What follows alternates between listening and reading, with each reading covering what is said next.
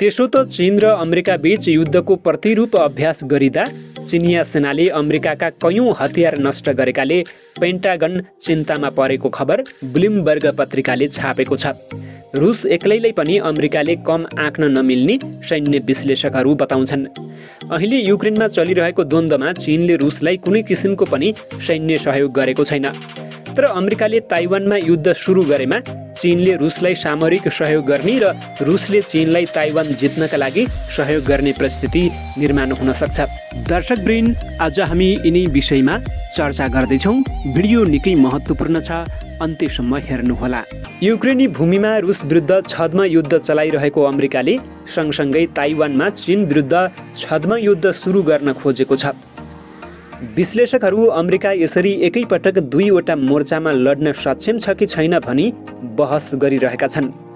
अगस्त 1 मा the New York टाइम्समा स्तम्भकार टमस फ्रिडम्यानले अमेरिकी संसदकी सभामुख न्यान्सी पेलोसीको ताइवान भ्रमणको आलोचना गर्दै अमेरिकाले एकैपटक दुईवटा मोर्चा लड्न नसक्ने ठोकुवा गरेका थिए।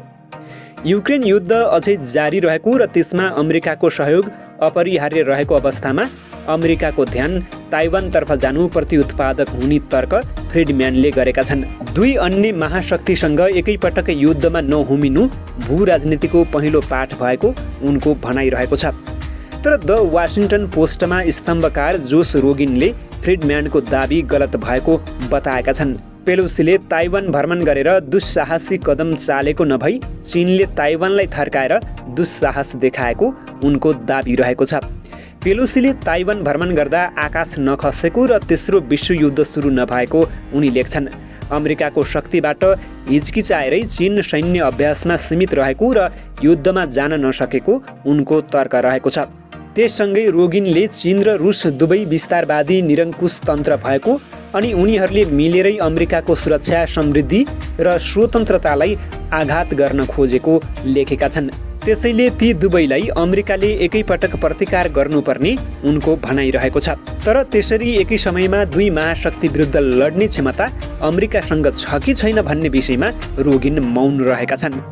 रोगिनले नभनेको कुरा अमेरिकाको केन्टकी विश्वविद्यालयको प्याटरसन स्कुलमा सुरक्षा तथा कूटनीति विषयका प्राध्यापक डाक्टर रोबर्ट फार्लीले आफ्नो लेखमा भनेका छन्। उनी पनि अमेरिका एकैपटक चीन र रुससँग भिड्न सामर्थ्य रहेको दाबी गर्छन्।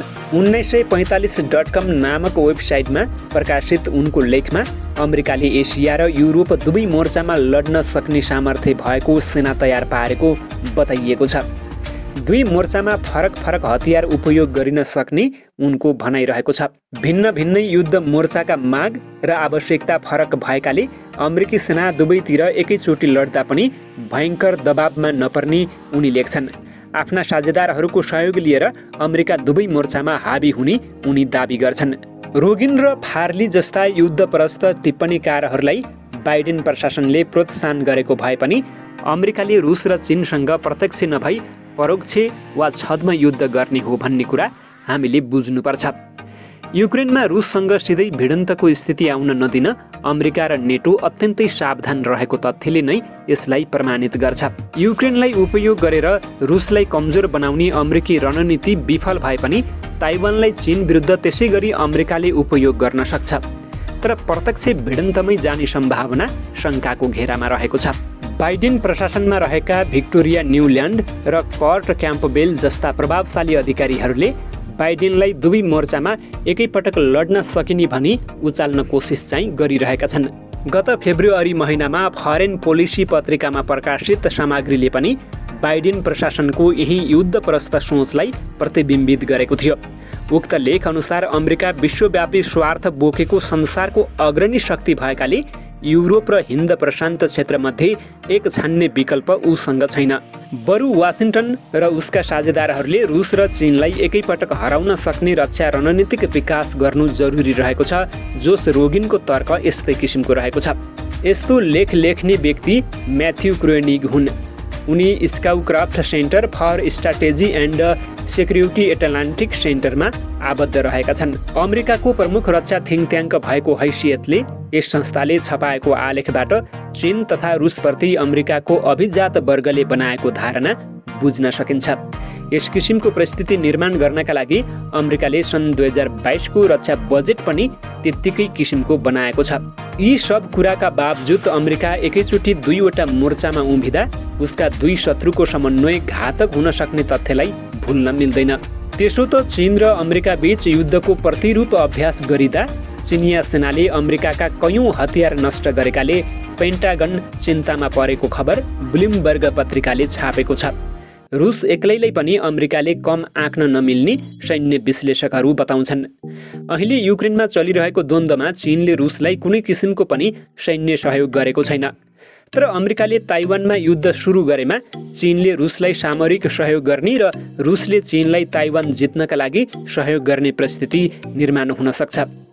त्यस्तै किसिमको परिस्थितिलाई आंकलन गरी यी दुई देशले गोप्य रूपमा हतियार प्रणालीको संयुक्त डिजाइन तथा सैन्य अनुसन्धान र विकास गरिरहेको देखिन्छ। अस्ट्रेलियाको न्यू साउथ वेल्स विश्वविद्यालयमा राजनीति तथा अन्तर्राष्ट्रिय सम्बन्धका प्राध्यापक डाक्टर अलेक्जेन्डर कोरोलेभका अनुसार दुई देशले प्रविधि हस्तान्तरणमा साझेदारी गरेका छन्।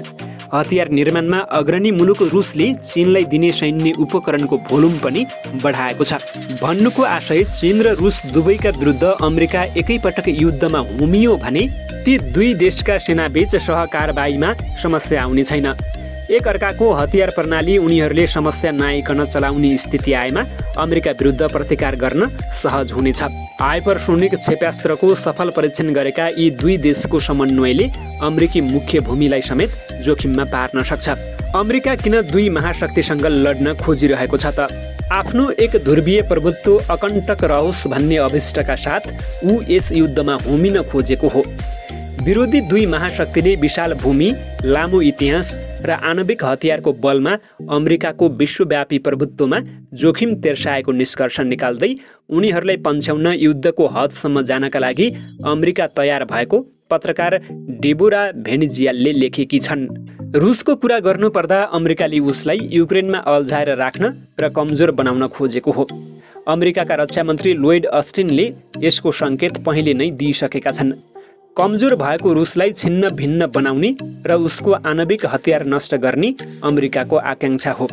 त्यसो गर्न सके रुसले विश्वका विभिन्न भागमा पार्न खोजेको प्रभावको प्रयास विफल हुने अमेरिकाको सोच देखिन्छ। चीनको कुरा गर्नुपर्दा त्यहाँ कम्युनिस्ट पार्टीको स्थिर सरकार रहेको अमेरिकालाई चित्त बुझेको छैन। राष्ट्रवादको सवालमा जनताले सरकारलाई पूर्ण समर्थन गरेको अमेरिकाका लागि असह्य भइरहेको छ। कोभिड पछि अर्थतन्त्रमा केही समस्या देखिए पनि अन्य मुलुकको भन्दा स्वस्थ अर्थतन्त्र चीनमा रहेको छ। तर अमेरिकी भाषीमा चिनिया अर्थतन्त्र लगातार ओह्रालो लागिरहेको छ। चीनलाई कमजोर बनाउन सत्तारूढ कम्युनिस्ट पार्टी विरुद्ध घृणा फैलाउने र सत्ता पल्टाउने विद्रोह गराउने अमेरिकाको योजना देखिन्छ। त्यसैले अमेरिकी सांसदहरू हिजो आज लगातार चिनिया कम्युनिस्ट पार्टी सीपीसीको विरोध गरिरहेका छन्। चीन र सीपीसी फरक हुन् भन्ने किसिमको भाष्य उनीहरू निर्माण गर्न खोजिरहेका छन्। हुँदा ट्विटरका संस्थापक ज्याक डोर्जीले समेत अमेरिकी प्रचारबाजीलाई बल दिने गरी सीपीसी अन्त्य हुनुपर्ने भनी ट्विट गरेका छन्। यसरी कम्युनिस्ट पार्टी विरुद्ध चिनिया जनतामा वितृष्णा फैलाएर शासन परिवर्तन गर्ने ध्येय अमेरिकाले लिएको देखिन्छ। ताइवान सङ्कट पनि सीपीसीको दमनकारी नीतिका कारण चर्किएको दाबी अमेरिकीहरूले गरिरहेका छन्। यहाँ युद्ध गराएर चीनको शासन परिवर्तन गराउन सकिने आशा उनीहरूले गरिरहेका छन्। तर विश्वको कारखानाका रूपमा रहेको चीन अस्थिर भएमा विश्वव्यापी आपूर्ति श्रृङ्खला भत्किएर संसारै अस्तव्यस्त हुने खतरा आइलाग्नेछ। डरलाग्दो कुरा त के छ भने अमेरिकी संस्थापन पक्षको आकांक्षालाई प्रतिबिम्बित गर्ने क्रोइनिकको लेखमा अमेरिकालाई गैर रणनीतिक आणविक हतियार समेत उपयोग गर्न सुझाव दिइएको छ। अर्थात् अमेरिकाको एक ध्रुवीय प्रभुत्व कायम राख्न त्यहाँ सम्भ्रान्तहरू मानवताको समूल विनाश गर्न सक्ने आणविक हतियारको उपयोगमा पनि नहिचकिचाउने सङ्केत पाइन्छ। यस्ता अभिव्यक्तिहरू आइरहेको सन्दर्भमा चीन र रुस विरुद्ध अमेरिकाको शीत युद्ध कुनै पनि बेलामा वास्तविक युद्धमा परिणत हुन सक्ने सम्भावना देखिँदै गएको छ। छद्म युद्ध पनि एक तह उक्लिएर प्रत्यक्ष भिडन्तमा परिणत भइदिन सक्ने कुरालाई नकार्न सकिन्न।